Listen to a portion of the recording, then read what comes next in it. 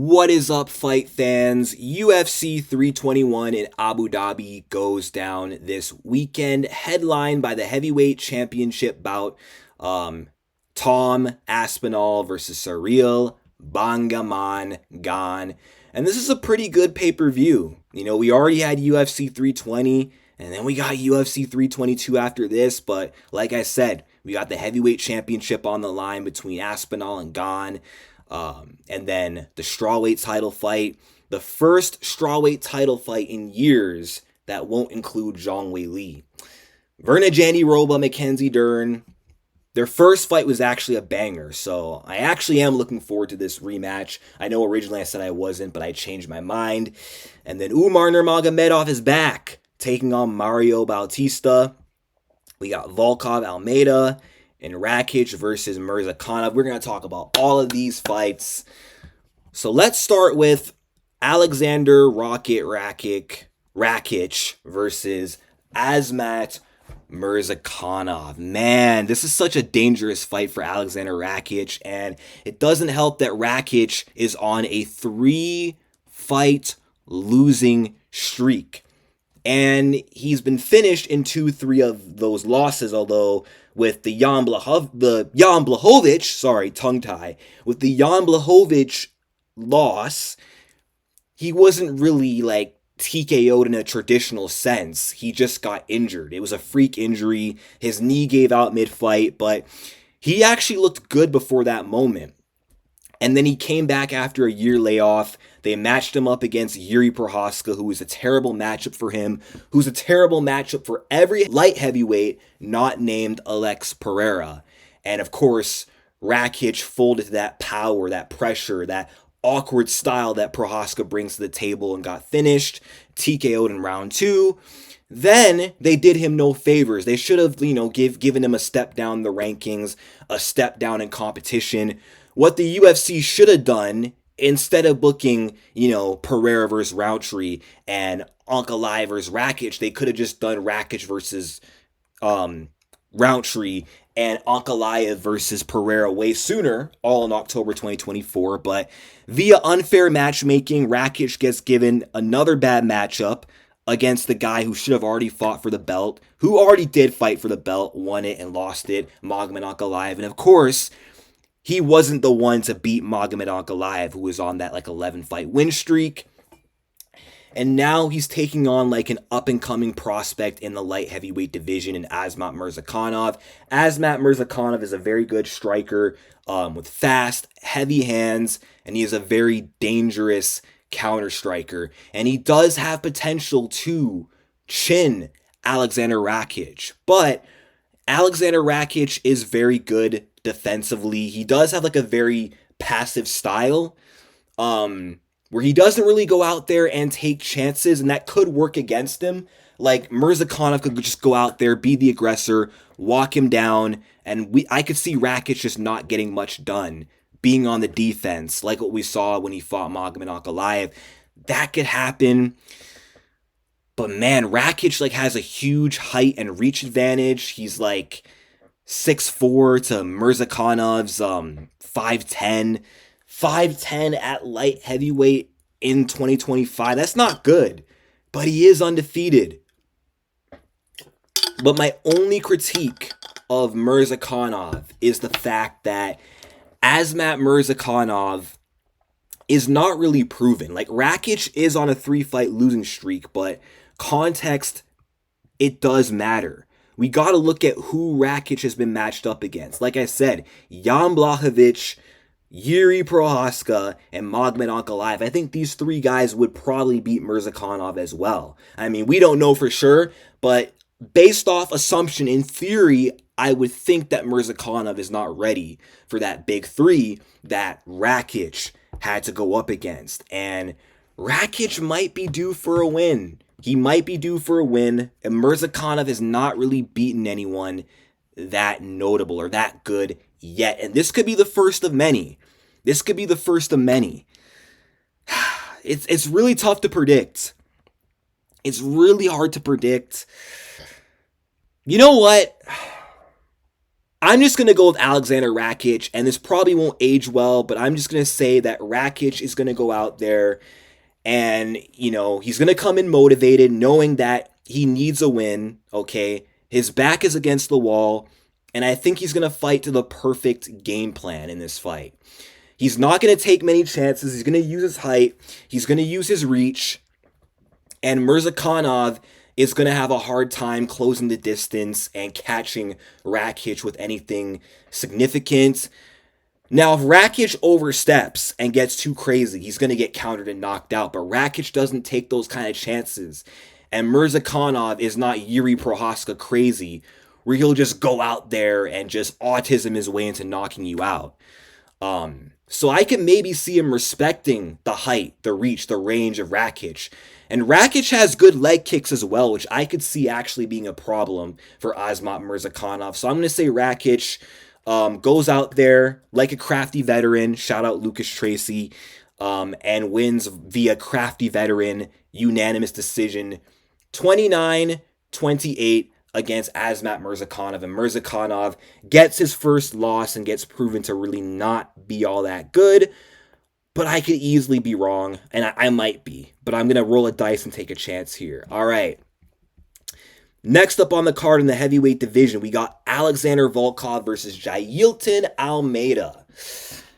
We got a classic striker versus grappler matchup on our hands. Jailton Almeida is one of the best grapplers in the heavyweight division.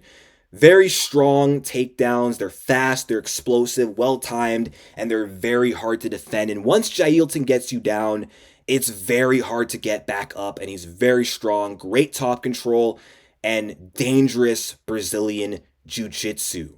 And he very well could take down Aleksander Volkov and maul him, maybe ground and pound TKO him, maybe submit him, maybe even ride him out to a decision. But Aleksander Volkov, he has made some improvements in his grappling, in his takedown defense. Volkov is very big, very physically strong. He's put on a lot of size. That's why we call him Swolkov now. And I will say that he's a little grittier than Almeida. He's tougher than Almeida, better cardio than Jailton Almeida. And there's a very good chance that if he could just go out there and survive the first round, not get finished on the ground, and makes Jailton work, and he shows he has an ability to actually escape from bottom, and the grappling, getting taken down isn't like the be-all, end-all, I could very well see Jailton Almeida fading like he did against Curtis Blades, and folding like he did against Curtis Blades, and potentially losing. Like, Volkov is very, very dangerous. He's a very dangerous striker, and as a 6'7" heavyweight with an 80-inch reach, he's very good at using that height and that reach to his advantage, keeping you at, arm's bay, keeping you at the end of his reach, poking you to the body with those like teep kicks, which are good for sapping his opponent's energy. And he does have some power as well on the feet. Like, the striking significantly favors Volkov, whereas the grappling significantly favors Almeida. Volkov could win, but I don't necessarily love this matchup for Volkov because he got robbed against Ciryl Gane, in my opinion, and should be fighting for the title this weekend, and he isn't. And I do think, regardless of what I listed that makes Volkov dangerous, I still think Jailton is a bad matchup for Aleksander Volkov. And even though I thought Volkov arguably beat Ciryl Gane, a kickboxer, was still able to take him down and had him in a few near submission attempts. And I don't like that going into the Jailton Almeida matchup. I really don't like that. It's not a good look.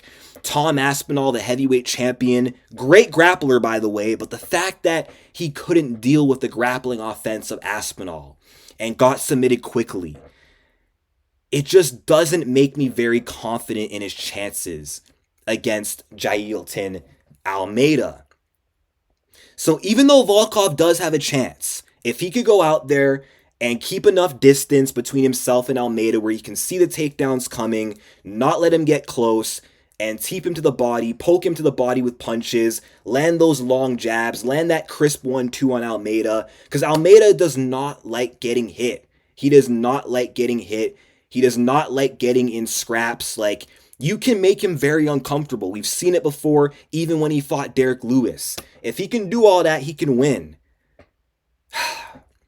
But Jailton is so dangerous early, and his takedowns are just too hard to defend, so I'm just going to have to go with Jailton Almeida to win this fight, and I hate it, because I hate this matchup for Volkov, because he got screwed over against Gane, and now he's got to go backwards and fight an even more dangerous matchup in Jailton Almeida, but unfortunately, that's the game, that's life, life's not fair. I think Almeida's going to go out there, and he's going to be able to impose his grappling. He's going to go out there, use that front kick to the body that he always does. He's going to shoot a takedown on Volkov, and he's going to get that takedown on Volkov. And I do believe he's going to be able to hold Volkov down, and I do believe that he's going to get Volkov in a very bad position from the ground, maybe like the mount. And I could see him finishing him the way he finished Jairzinho Rosenstrike. I'm going to say Jailton Almeida wins this fight by first round submission, rear naked choke. It's possible he could win a decision, like if he can hold down Alexander Volkov. Because if he can hold him down and just rest, then he can conserve his energy, not have to worry about gassing. But I feel like a submission win is or picking Jailton by a sub is the safer bet. But I do want Volkov to win this fight, because he got screwed over last time. I'm not the biggest fan of Jailton, although I do respect him. But after what happened last time, let's go Volkov, get back in the win column, and get that damn title shot. But yeah, I don't think he's winning this one. Now, the feature fight of the evening, Umar Nurmagomedov versus Mario Bautista. So, Mario Bautista is riding a winning streak going on 4 years. He's not lost a fight since 2021, I believe. And he's coming off 2 wins against Jose Aldo and Patchy Mix. And he's came this far in his career just to lose to Umar Nurmagomedov.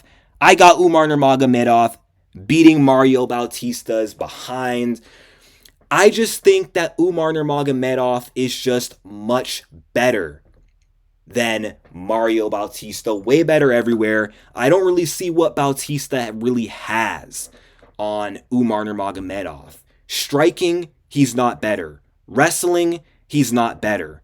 Jiu-jitsu, he's not better. Clinching, he's not better. Fight IQ, he's not better. The only advantage I might give Mario Bautista is cardio. He's very durable, he's very pressuring, and he pushes a very tough pace. Much like, Umar's last opponent, Merab Dvalishvili. But Merab is built different. Mario ain't no Merab Dvalishvili. And it's also a 3-round fight as well. So Umar doesn't have to worry about gassing out or losing the game of attrition. That ain't gonna happen, okay? And Umar, I think he's learned from that loss to Merab Dvalishvili. He knows what it's like to go out there and fight a very hard-headed, strong-willed, tough wrestler with a lot of pressure, great cardio, and a lot of grit. He knows what it's like to fight a Merab-like style now. And I think he's going to be well-adapted, well-adjusted going into this fight against the discount version of Merab Dvalishvili. I just don't see Mario Bautista going out there and doing what he did to Jose Aldo, where he just held Aldo against the fence and basically did nothing but knee the thighs. Umar does not get held against the fence like that. If he presses Umar up against the fence, Umar is not Aldo. He actually has a sense of urgency, and he'll go for a wizard trip or something, or he'll reverse position and then escape, or go for his own takedown and get his own takedown. And he's not a useless punching bag like Patchy Mix. So I think Umar is going to bounce back from his title loss from Merab Dvalishvili. Now, co-main event, Mackenzie Dern versus Virna Jandiroba. I wrestled a lot with this fight, honestly. I watched back their first fight yesterday, and watching it live back in 2020, I actually did think that Virna Jandiroba won the fight. She did a little bit more damage, and actually she did land more total strikes, I think, in the third round. But I think Dern, what it came down to is in round 3, she may have just landed the bigger, better shots. She was applying a lot of pressure, and then she ended like the round on top because Virna made a low IQ move by I think pulling guard, which that didn't help, and I think that definitely contributed to her losing. But other things we saw that first fight as well is Mackenzie Dern just put on a lot of pressure.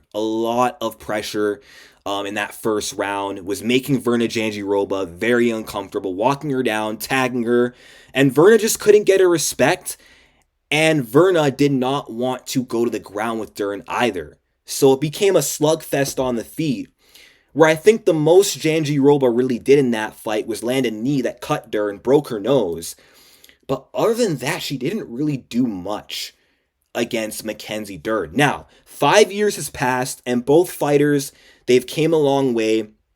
They've made a lot of improvements, and since then, Virna's been way more consistent. She only had maybe one loss after to Amanda Ribas.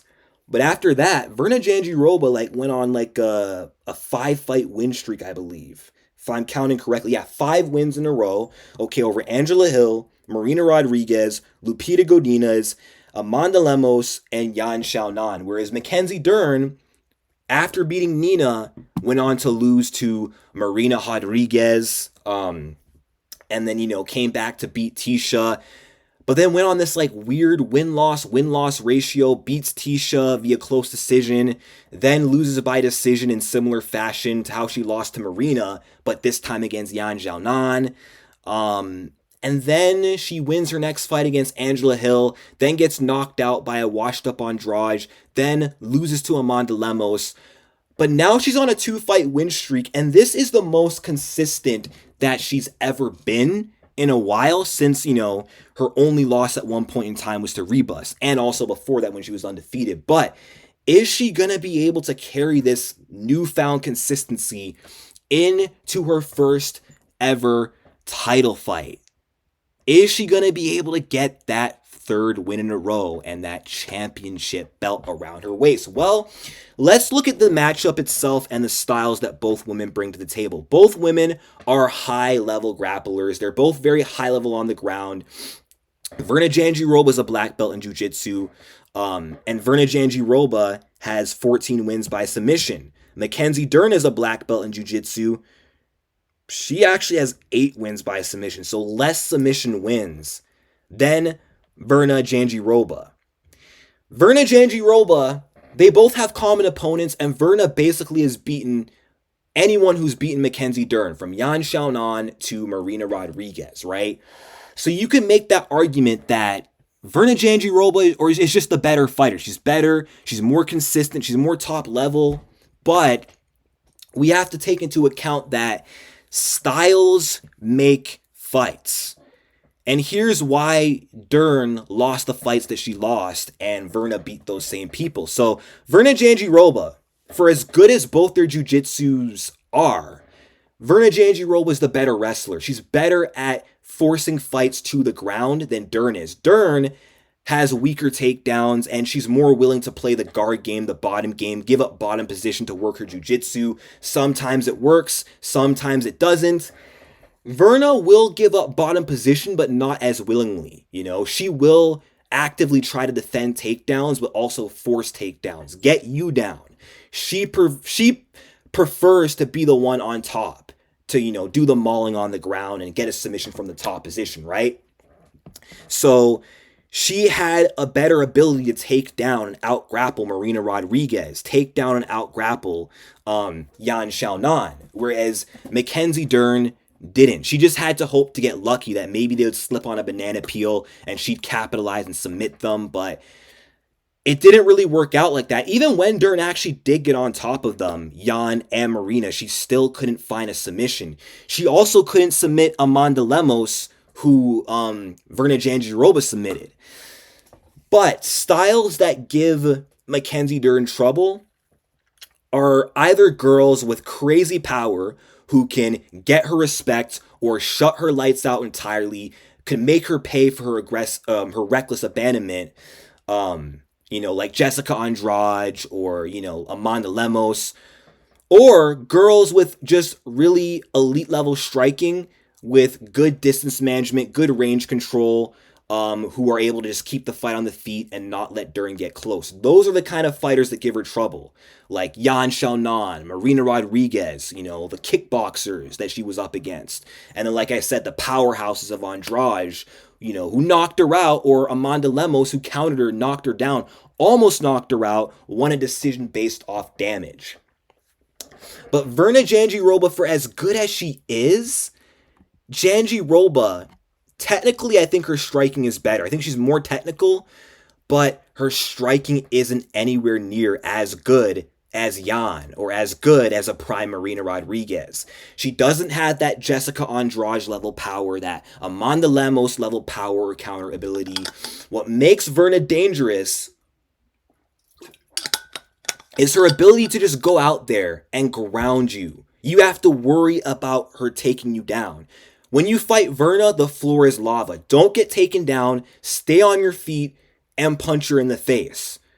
But Virna's not half bad on her feet either. But Mackenzie Dern doesn't have to worry about the takedowns. She doesn't have to fear the takedowns as much as Virna has to fear the bottom game of Mackenzie Dern. Mackenzie doesn't have to fear punching power or counter punching from Virna Jandiroba. And Virna is slightly better on the feet, but not that much better. And that's why Dern won the last fight, because she was comfortable enough to go out there, be reckless on the feet without having to worry about getting knocked out or taken down. And anytime Dern ended up on her back, Virna just let her back up. So this is a very tricky fight to predict, because consistency-wise, I do think Virna's better, and she's the better fighter against common opponents. But stylistically, I think Mackenzie Dern is a nightmare matchup for Virna.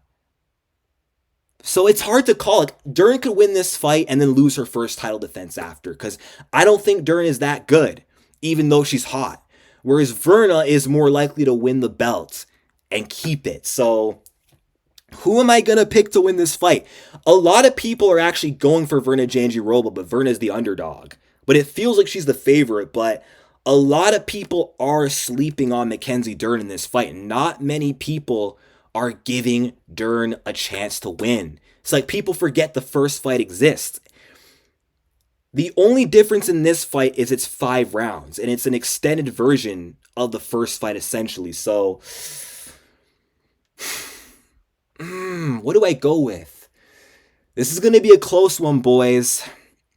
I feel like Dern is more likely to finish Virna, whereas the only way I see Virna winning is a decision. But she has to get Dern's respect on the feet. You know what? I'm going to go with Mackenzie Dern to win this fight. And I'm probably going to get this one wrong. Okay, I've got a lot of women's MMA title fight picks wrong recently. But every time I've thought of this matchup, I cannot help but think Dern is a horrible, horrible style matchup for Virna Jandiroba. And I think that Mackenzie Dern is going to go out there. I'm going to say she's going to win a decision again, but a 5-round version. And the UFC, they want Dern as champ, so there might be some pre-written rigged scoring as well if it's close. So I'm going to say Dern by a 48-47 decision win against Virna Jandiroba, but it should be a fun one. Dern wins the belt and then loses her next defense after, although she may fight Tatiana Suarez next, and that would be it's kind of a bad matchup for Suarez, actually. But even if she defends it once, she's not going to be like a long-reigning champion. And then she's got to worry about Zhang Weili, after if Weili comes back to the weight class, if Weili loses to Valentina. But yeah, Dern is my pick. I'm just going to go with Dern. I'm going to take the risk. If I'm wrong, I'm wrong. But I'm just going to go with my gut instinct for this fight. Now, the main event, Tom Aspinall versus Ciryl Gane. Tom Aspinall set to make his first ever defense of his heavyweight title. Hasn't fought in over a year because he spent a whole year waiting for John Jones, who screwed him over essentially. And then Gane being Gane has just been so inactive since 2023 for whatever reason. I think the 2023 to 2024 layoff was because of he was like doing some movie for Netflix or whatever. But the layoff between 2024 and 2025 is probably because he was just waiting for a title shot. I don't know, but it doesn't matter. The fight is happening now. Finally, Aspinall has a fight. Finally, Gane has a fight. And this is actually a matchup that I've been wanting to see for a long time. Like back when both guys were essentially prospects of the heavyweight division, before Tom Aspinall, was ever a thought to fight for the belt at heavyweight, before Gane ever had his first, title fight, before he even became interim champion. I've always thought of this matchup. Something about it has always intrigued me, and now here it is at the biggest stage possible. And why this matchup intrigues me so much is because you got two of the most athletic guys in the heavyweight division. No heavyweight is as athletic as either of these guys, okay? No heavyweight is as fast as Gane or Tom. Nobody moves as well as Tom or Ciryl Gane. Both guys are very comparable. They're both really good strikers. They're both very slick on the feet, defensively and offensively as well, okay? Ciryl has never fought someone as fast or as athletic as Aspinall, but Aspinall has never fought someone as fast or as athletic or as good of a striker as Ciryl Gane, which makes this matchup so interesting. But let's lay down the advantages that both these guys have over one another and what kind of sets them apart. So I'm going to start with Ciryl Gane. Ciryl Gane, he has the advantage in terms of, I'm going to say his striking is slightly better than Tom Aspinall, but not by much. And believe it or not, Aspinall actually has better defense, which does sort of surprise me. But Gane also, I think, what was I going to say again? I think his striking is slightly better. I think he holds a slight advantage. And Ciryl Gane has an advantage when it comes to, fighting past the first couple of rounds. Okay, he's more tested over 5 rounds. We know how he looks, in the 4th round, in the 5th round, right? Tom Aspinall, all his fights end so quickly because of how good he is, but we don't know how he looks the longer the fight goes. Gane has been more battle tested. He's had more adversity. He's been in more wars. We know how he responds when he gets hit, when he gets caught, when he gets dropped. He got dropped by Tai Tuivasa, got back up, locked in, and then destroyed him afterwards, okay? And he did underperform against Aleksander Volkov, partially because he was injured. But he was able to dig deep and win that fight, even though I actually thought he lost that fight. But still, I have to give Ciryl Gane credit there, okay? But advantages that I think Aspinall has over Ciryl Gane is, like I said earlier, better defense. He's faster than Ciryl Gane. No heavyweight is as fast as Tom Aspinall. I think Tom has a power advantage over Ciryl Gane. And overall, he has an advantage with his grappling, the ground game. And it's not like Ciryl Gane has no ground game at all. Gane does have submission wins on his record. He will go for subs, but he's only submitted cans, and it's very unlikely that Ciryl Gane goes out there and catches Tom Aspinall in a sub off his back. It's very unlikely. It's more likely that Gane gets caught by a sub on bottom than the other way around. I just do not see Ciryl Gane winning this fight on the ground at all. I don't see him winning by submission. I think Ciryl Gane's, his best path to victory to beat Tom Aspinall is his takedown defense, his defensive grappling has to be pitch perfect in this fight. He's got to be able to keep this as a pure stand-up match, okay? Because that's where he does have his best chance to beat Tom Aspinall, to exploit some of like the defensive flaws in Tom's game where he does kind of, leave his chin open sometimes. He could exploit some of the holes in Tom's striking. And that's why this fight would be interesting if it could stay standing. But he's got to keep it there, and he has to be able to drag this fight past the first 2 rounds. But that can't be it. He can't just bank on surviving early, praying, hoping, and waiting for Tom to gas. He has to do the work to make Tom Aspinall wear down, because I just have a sneaking suspicion that Tom Aspinall might actually have very good cardio, and he might be able to go 5 rounds very comfortably. So Ciryl Gane, he's got to be able to go out there, work the body of Tom Aspinall to sap the energy, draw out a lot of misses on the feet against Tom, which could wear him down, chop down the legs, just pick at him, hit and not get hit until Aspinall gets frustrated. He has to break Tom Aspinall down physically and psychologically in order for him to really have an edge in the late rounds against Tom Aspinall, right? And that is how Gane does finish some of his opponents, like on the feet. Like he'll break guys. Like what he did to Lewis and Spivak and JDS is he kept distance. He poked at them. They couldn't do anything to him. And mentally they collapsed, and they also just got tired. And then Ciryl Gane, he went out there and he just started pouring on the pressure, started amping up the heat, and they couldn't take it and they folded, right?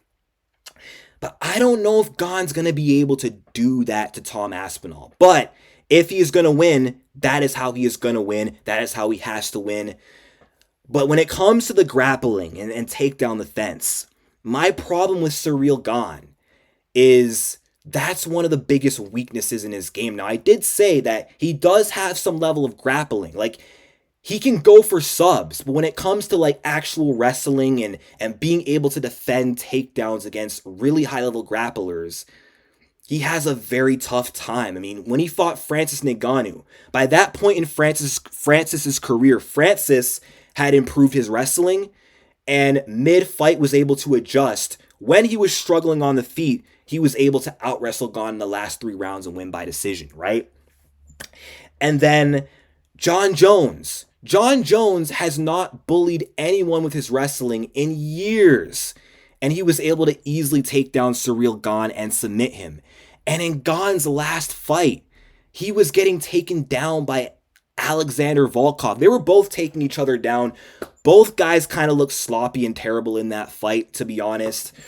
But the fact that Volkov, whose grappling isn't anywhere near as good as Tom Aspinall's, is taking you down and controlling you in moments, how can I trust you that you're going to be able to go out there and defend Tom's takedowns if Tom starts shooting for takedowns?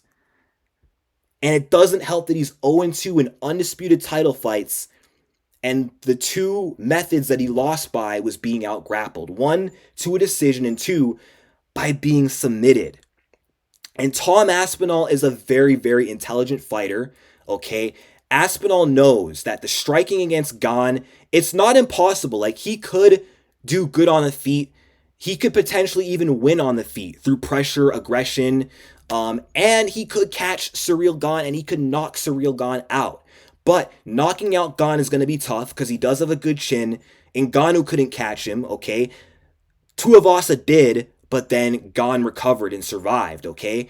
So Tom knows that. He knows knocking out Ciryl is not going to be an easy mission, and he knows there's a risk of standing with him, chasing the knockout, and getting sucked into a points fight with Gane and maybe getting outpointed. He knows the danger is there. And he knows that grappling is safer and it's easier, and he knows that's Ciryl Gane's weakness. Now, of course, Gane coming into this fight has worked with some Olympic wrestlers headed into this fight, but is that really going to matter? Is that really going to help him? Look, maybe there's a chance that Gane shows up on Saturday and his takedown the fence is just perfect and he's like completely closed the gap overnight. But unfortunately, I just can't trust Ciryl Gane. So I'm going to have to go against him in this fight. I got Tom Aspinall winning. And I think Tom Aspinall is going to win by submission against Ciryl Gane. Like, I've always, every time I pictured this matchup and thought of like different scenarios, in any scenario I imagine Tom winning, I've never pictured a knockout. It's always been he takes down Tom Aspinall takes down Ciryl Gane and then finds a submission on the ground. I can't unsee that. So I think Aspinall finds a sub within 2 rounds against Ciryl Gane. He's going to get him down. It's inevitable. And I think he might make this fight look easy. Now, of course, there is a chance that Ciryl Gane could survive. And like I said, this fight could go long. But as I mentioned earlier, I do have a sneaking suspicion that Tom's cardio might not be that bad. And there's a very good chance that Tom could go out there and win his first ever decision. I'm actually very tempted to pick Aspinall to win by decision, because then if it happens, I look like a genius. Like, we could see a DDP Chimaev scenario, but I feel like Tom winning by sub, picking him by sub, just feels like the safer bet. It feels like it's the most likely outcome to happen, and Ciryl Gane will be 0-3 in title fights, and statistically speaking, a lot of fighters who become interim champion and fail to win the undisputed title twice, it's rare that on the 3rd attempt they get that undisputed belt. I just don't think Ciryl Gane is the one to get the job done against Tom Aspinall. Tom Aspinall, I just think he's a better version of Ciryl. He's like Ciryl, but if Ciryl had power, if Ciryl had offensive wrestling. Ciryl has submissions, but not as good as Tom. So you get the point, right? Tom just has more ways to win, and he's got more finishing potential. So I think Tom's going to keep the belt, and still, but if Ciryl Gane manages to win this fight, I'm going to be very impressed, but I cannot wait for this fight. I cannot wait for this card. Let me know your predictions in the comment section down below. Who do you guys got winning? And like and subscribe, and peace out.